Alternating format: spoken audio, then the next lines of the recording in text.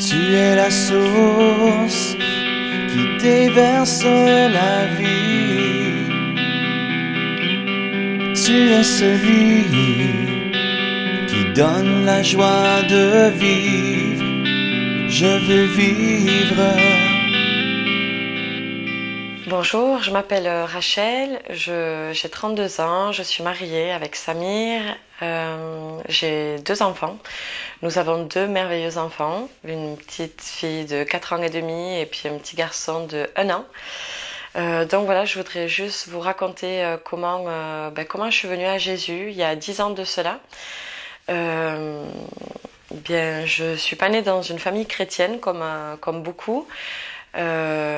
Jésus s'est révélé à moi au travers de songes il y a 10 ans de cela. Donc avant d'être en lui, j'ai connu beaucoup de déboires dans ma vie. Je suis partie de chez ma maman, c'était très tôt, j'avais pas 16 ans et je suis tombée dans la drogue très très tôt en fait, voilà. Et au plus je prenais des produits et au plus je me sentais très forte et invincible en fait. Et puis c'était ce dont j'avais besoin dans ce monde où je me sentais si mal. Et puis j'ai sombré très très bas dans la cocaïne, dans les extasies, dans des substances très très fortes. J'allais dans les rave parties. J'allais de psychiatrie en psychiatrie et j'ai fait énormément de tentatives de suicide dans ma vie car je haïssais la vie. Mes seules phrases et mes seuls mots c'était la vie c'est pourri, j'ai envie de crever, je veux crever. Et j'avais vraiment cette dépression sur moi, cette noirceur où je faisais tout pour me détruire et mon seul but c'était m'éliminer de cette terre. Voilà, j'avais vraiment ce mal de vivre qui était très profond en moi. Et même au point de vue médical, tous les psychiatres et tous les psychologues et tous les docteurs que je pouvais voir, ils disaient c'est irrécupérable, on a juste à attendre qu'elle meure et puis voilà, il n'y a plus rien à faire pour cette fille-là. Et donc voilà, je sombrais, je me souviens que quand il y avait du monde, je pouvais pas respirer en fait, je pouvais pas me retrouver dans des endroits où il y avait du monde, je suffoquais et puis j'avais du mal à respirer et puis dans mes crises, je tapais les poings sur les murs et puis je hurlais, puis je me griffais, puis je m'arrachais la peau et puis je prenais des écharpes et puis je m'étranglais c'est juste pour vous exprimer à quel point j'avais cette haine à moi et ce mal de vivre. Et puis Jésus s'est révélé à moi. Alors je croyais que Dieu existait, mais je voulais pas de Dieu dans ma vie. Je disais Dieu, plus t'es loin de moi, mieux c'est, parce que je croyais vraiment qu'il était l'auteur de toutes mes souffrances. Et en fait, dans mon temps de drogue, j'ai eu 3 songes. Et c'était exactement les mêmes songes à chaque fois, à l'intervalle de 6-7 mois chacun. En fait, dans mes rêves, je rêvais que j'étais sur un lieu de travail, ici, dans le sud de la France. Et puis d'un seul coup, il y a des énormes boules de feu qui tombent sur la terre, comme des grosses météorites. Et puis ça tombait... Et puis la terre tremblait, et puis je voyais les gens courir, paniquer, les maisons détruites, les voitures brûlées, des gens mourir, et puis ça tombait partout comme ça. Et puis en un instant, dans mon rêve, en 1 seconde, je me retrouve chez moi en train d'allumer les informations, la télévision, et puis il y avait le journal TF1, et les boules de feu tombaient aussi en Amérique. Et en fait, je savais que c'était la fin du monde. Et dès que je prends conscience dans mon rêve que c'est la fin du monde, je reçois un texto, un SMS sur mon portable. Et j'appuie sur le bouton OK au milieu, donc toujours dans mon rêve. Hein. Et puis il y a marqué « Jésus revient ». Et là, je me réveille comme ça. Et je suis complètement angoissée et puis toute tremblante de me dire « Mais qu'est-ce que ça signifiait ?» Parce que ce songe-là, c'était vraiment la terreur et puis l'angoisse la plus totale en fait.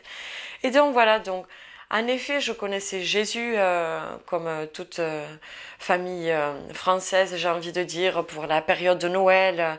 Donc peut-être qu'aujourd'hui ça se perd, mais en tout cas à l'époque il y avait toujours les petites crèches avec les sujets et puis le petit bébé là au milieu avec Marie, Joseph. Donc oui, je connaissais ce Jésus-là, mais je connaissais pas du tout le Jésus de la Bible, le Jésus Seigneur, Sauveur, le premier, le dernier, l'alpha et l'oméga. Le Tout-Puissant. Et puis je me remettais en question, mais j'avais aucune réponse à ce songe-là. Et puis je continuais ma vie ma détresse, mon angoisse et ma dépression. Et puis alors que je marchais un jour à Annecy, un gars est venu me rencontrer et puis il m'a dit, tu sais, il me dit, Dieu t'aime. Souvent on nous dit que Dieu est un Dieu fouettard, que Dieu est un Dieu qui punit, mais Dieu est amour et Dieu t'aime. Et quand il m'a dit ça, eh bien mon cœur s'est ouvert à Dieu. Mais réellement. Et je me souviens, je suis rentrée dans une petite église catholique pour chercher Dieu. Alors pas dans un temps de messe, mais dans un temps où il y avait personne, où je voulais me réfugier. Et oui, je crois que je voulais recevoir réellement cet amour de Dieu. Et puis quelques temps après, j'ai refait exactement le même rêve, où il y avait ces boules de feu qui tombaient sur la terre, et puis où il y avait ce Jésus revient, toujours pareil. Et puis alors que je fais bref, je vais peut-être pas tout raconter parce que c'est extrêmement long, mais alors que je tapais des mains et des pieds pour m'installer en Savoie et pour essayer de reprendre goût à la vie, je crois que Dieu était déjà en train de faire un processus en moi. Toutes les portes se sont fermées en Savoie et puis même si je connaissais pas réellement ce Jésus et ce Dieu, je me disais waouh, la vie ne veut pas que je sois en Savoie parce que c'était juste du surnaturel comment les portes se fermaient les unes après les autres là-bas. Et donc je me suis retrouvée propulsée à Carcassonne, dans la ville que je haïssais, où je définissais cette ville avec des barreaux de prison autour de moi. Et puis je me retrouve là, et alors que je devais pas être là, et puis en fait je me retrouve comme ça devant un grand stade, et puis je vois des caravanes, et puis des tentes, des caravanes, et puis au milieu il y a un énorme chapiteau, et puis je dis waouh, qu'est-ce que c'est? Et puis je vais sous ce chapiteau là, et en fait il y avait une réunion d'Igan évangélique que je ne connaissais pas du tout, et puis je suis rentrée, j'étais saisie parce qu'il y avait des gens avec un micro qui racontaient leurs témoignages, et en fait ils étaient en train de déballer toute ma vie. Ils disaient moi avant d'être avec Dieu j'aimais pas la vie, je haïssais la vie, j'avais envie de mourir. Puis ça me parlait, je disais mais waouh, mais il est en train de dire ce que moi je vis. Il disait et depuis que j'ai accepté Jésus dans mon cœur, j'ai la paix et puis j'ai la joie. Et je regardais et je disais mais c'est ça que je veux, c'est ça dont j'ai besoin. Et puis après la partie de témoignage a été terminée, et puis il y a des gens qui sont venus, ils ont commencé à chanter des louanges et puis parler de l'amour de Dieu, et je pleurais et j'étais vraiment profondément touchée par cet amour de Dieu. Et puis ce temps-là est terminé, et puis il y a un monsieur qui arrive, et puis il monte sur une espèce de podium, et puis il prend un micro et il dit Jésus revient. Et puis c'est exactement ce que Dieu m'a montré 3 fois dans ces songes-là, et j'ai dit mais oui, c'est ça, c'est la vérité, c'est je suis au bon endroit. Et puis il y a eu un appel, et puis il disait ceux qui veulent donner leur vie à Jésus, venez, approchez-vous et puis on va prier pour vous. Et puis je me suis approchée, ils ont prié pour moi, et instantanément ce jour-là j'ai été délivrée de tout ce qui me tenait, de toute cette drogue, de tout ce qui me faisait souffrir, de toute même ma dépression. Enfin, tout a été terminé en une prière, en un instant. Ma vie a complètement changé. Et voilà, je suis ressortie de cette réunion avec Jésus dans mon cœur, avec Jésus dans ma vie, et avec une paix profonde et une joie profonde. Et puis ça s'est pas arrêté là. Je savais qu'il y avait une assemblée évangélique à Carcassonne, pas très loin de là où j'habitais à l'époque. Et je me suis dit, je vais y aller. Et parce que j'avais soif de vérité. Et je suis rentrée dans cette petite assemblée évangélique, Assemblée de Dieu, à l'époque où j'ai fait un temps là-bas.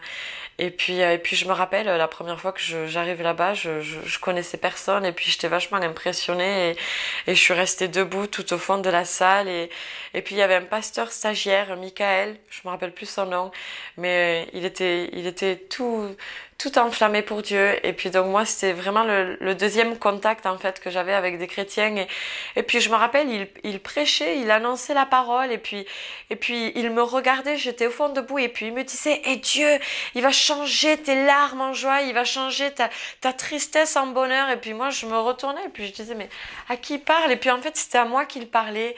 Et puis j'ai continué à aller dans cette assemblée et puis Dieu a continué à faire ce processus de nettoyage, de guérison, de restauration. Et puis j'ai eu sa parole, la Bible. Et puis j'ai lu la Bible, j'ai médité sa parole. Et moi qui étais toujours dans l'anxiété, dans l'angoisse la plus totale, et bien là je me rappelle, je commençais à faire des soupirs de ah, qu'est-ce que je suis bien. Et puis les gens autour de moi ils disaient mais non, mais c'est pas Rachel qu'on connaît quoi. Et je sais même que, enfin je me rappelle au travers de mon témoignage, ma maman est venue à Jésus.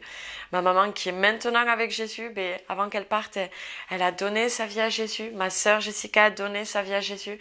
Et Dieu nous a vraiment fait passer des ténèbres à la lumière. Et c'est merveilleux. Et au fur et à mesure que je lisais la Bible et que je vivais aussi ce qu'il y avait dans l'assemblée évangélique, je disais mais Seigneur, mais il y a un contraste énorme entre ta parole et puis ce que je vis là dans l'assemblée. Et j'ai dit non, j'ai dit Jésus, moi je t'ai donné ma vie et je voulais pas de cette vie. Et si je suis ici, c'est pour toi. Alors j'ai fait un pacte avec Dieu. Je lui ai dit où je vis selon ta parole, où tu reprends ma vie. Mais je veux pas juste être sur terre pour aller à l'église dimanche après dimanche. Et puis c'est tout quoi. Et voilà. Et puis Dieu nous a permis de sortir aussi du système pour vivre réellement selon sa parole. Et je dis pas que le système est mauvais en soi, mais je dis que Jésus, il est mort sur la croix pour qu'on soit libre et qu'on ait une vie d'intimité avec lui et qu'on rentre dans les œuvres que le Père a préparées d'avance pour chacun d'entre nous. Et voilà, et puis je suis heureuse de vous partager ça parce que oui, Dieu a changé ma vie. On m'avait condamnée à pas avoir d'enfants en psychiatrie, j'ai 2 enfants merveilleux. Il est vraiment le Dieu de l'impossible, le Dieu des miracles, le Dieu qui donne la vie. Et confiez-lui vos vies. Ce qu'il a fait dans ma vie alors que les docteurs disaient que c'était impossible, pour Dieu ça a été possible. Et voilà, je vous invite à lui dire si tu existes vraiment, révèle-toi à moi. Et il le fera. Parce qu'il a tant aimé le monde, nous, qu'il a donné sa vie lui-même pour nous donner cette paix, cette joie et puis cette vie en abondance. Voilà, que le Seigneur vous bénisse. Et puis à bientôt.